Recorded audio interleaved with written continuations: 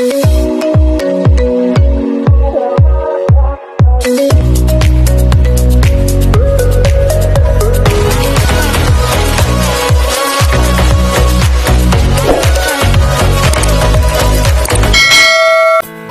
there bakers, let's make panettone bread. For the ingredients, we need 2 whole eggs, 350 ml of milk, 100 grams of sugar, 1 tablespoon of yeast, 50 ml oil, 500 gram all-purpose flour, and 2 cups of chocolate chips. Hello there bakers, for today's video, we're going to make an easy and a budget-friendly recipe for all of you guys, and this is my panettone bread. So now, let's start. So first, let's combine our 2 whole eggs, our milk, 350 ml of milk, and then our 100 grams of white sugar,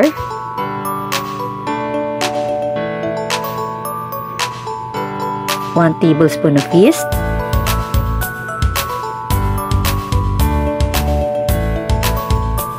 and now let's mix.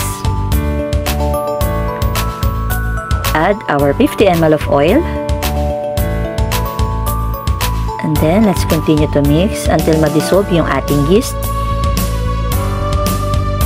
Ayan.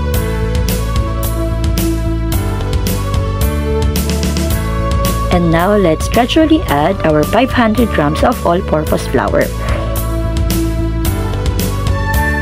So, konti-konti lang, and then let's mix until ma-combine yung ating dry ingredients to our liquid. So, to our wet ingredients. And then, ayan. Let's put another. And then, continue to mix. Ayan, same process lang naman siya. So, this recipe, hindi na natin kailangan ng mixer. Ayan. At hindi na rin natin kailangang i-knead. So, mix lang tayo ng mix. So, medyo masakit nga lang sa braso. Ayan. Ilagay na natin yung ibang remaining flour. So, ayan. Continue lang tayo mag-mix. Ayan. Until na-combine yung ating dry ingredients.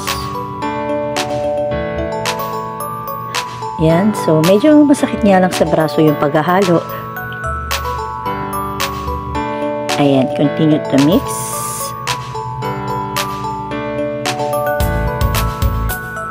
And then, ilagay na rin natin yung remaining flour.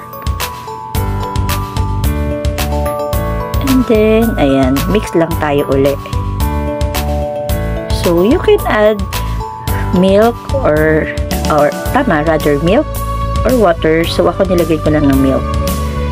Kasi medyo maano siya medyo dry. And then, let's add our 2 cups of chocolate chips. And then, i-mix lang natin siya sa ating mixture. Ayan. Ayan, haluin lang natin hanggang makombine yung ating chocolate chips. So, ayan, dito naglagay ako ng additional ng mga 1/4 cup of milk. Ayan, kasi masyado siyang dry. Ayan, let's continue to mix hanggang mag-combine yung ating chocolate chips. Ayan, halo lang tayo ng halo. Ayan, patience lang.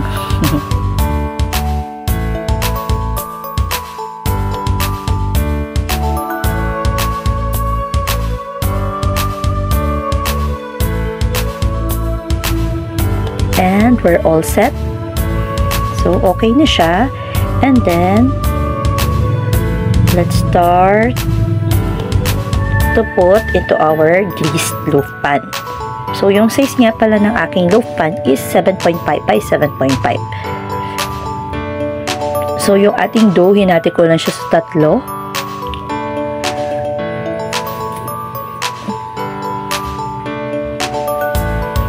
So, ayan. Wala na siyang measure. Ayan.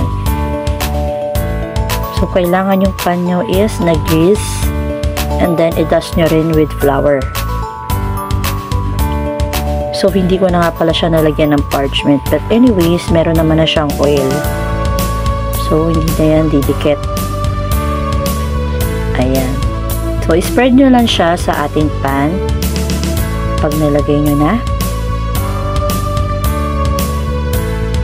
Ayan. So, equally divided into 3. So, 3 loaf din yung nagawa natin.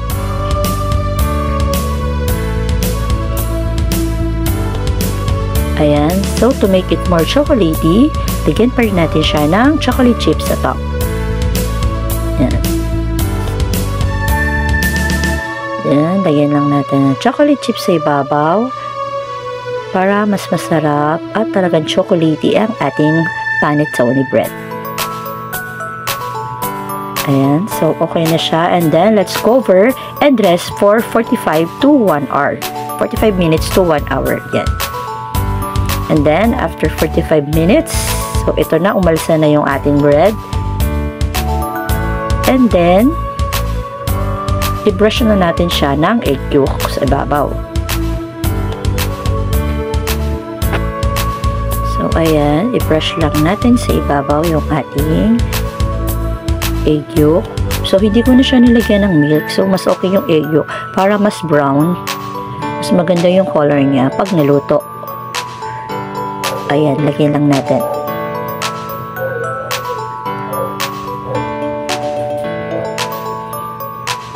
Ayan, mas magandang makover lahat ng yung top ng ating bread ng ating egg yolk.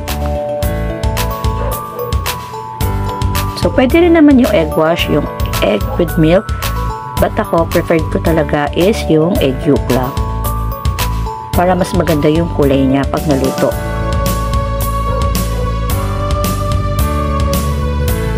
Ayan. So, continue lang natin. Lagyan lang natin lahat.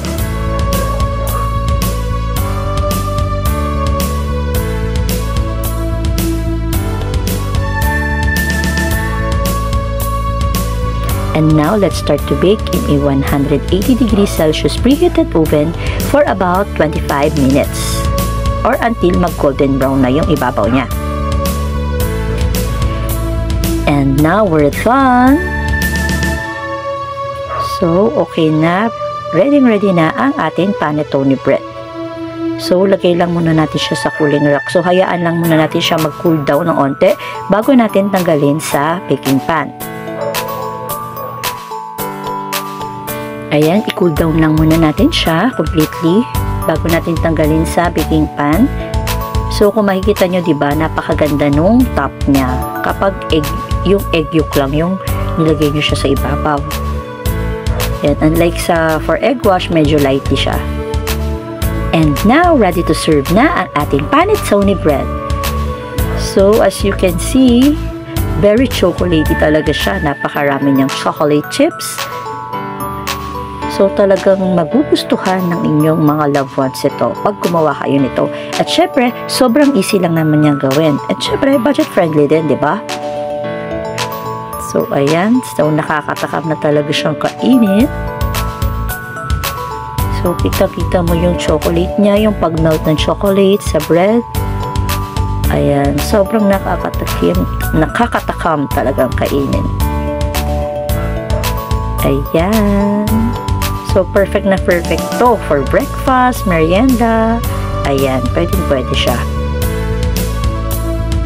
Ayan, and to give a short info lang about this bread, this is actually an Italian sweet bread. So, panettone is actually, usually, ang kanilang ginagamit dito is yung raisins, nuts, or other candied fruits or dried fruits. Yan. So, pwede naman gumawa ka ng ibang variation. So, tinry ko yung variation na gamitin yung chocolate chips. And syempre, look, successful naman siya. So, hindi rin ganun kastamis yung ating bread. So, very soft din siya and very buttery. And syempre, look, diba? Very presentable ang ating bread. And pwede nyo rin siyang for business. Ayan. With the right costing lang din, hindi naman siya magiging ganun kamahal pag ibinenta nyo siya sa market.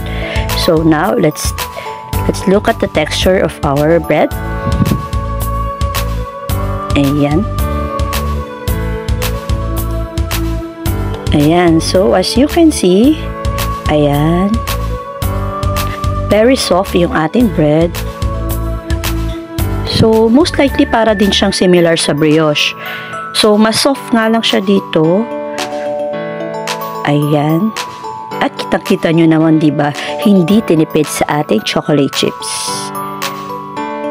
So, semi-sweet lang din naman yung aking chocolate chips. So, hindi rin siya ganun katamis din. So, yung amount ng sugar niya, hindi naman ganun kadami. So, look, ready na to serve ang ating panettone bread. At syempre, itatry din natin siya. Okay, daming chocolate. So, try na natin. One bite. And the taste is sobrang sarap talaga siya. Perfect na perfect for any occasions. Lalong-lalo na habang nagbe-breakfast ka, lalo na kapag na-serve siyang na mainit. Ayan. Sobrang sarap niya talaga. At syempre, yung aroma ng chocolate, ay ganun din talagang matetem ka talaga na kainin agad siya. Ayan.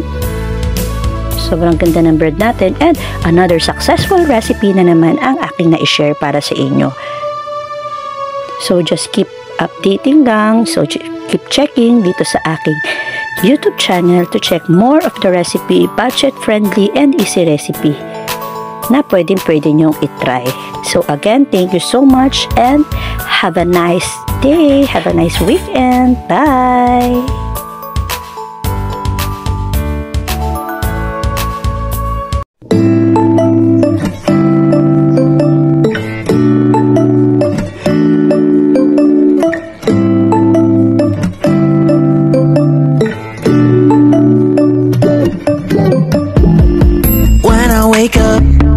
I feel cozy, yeah. Can you hold up?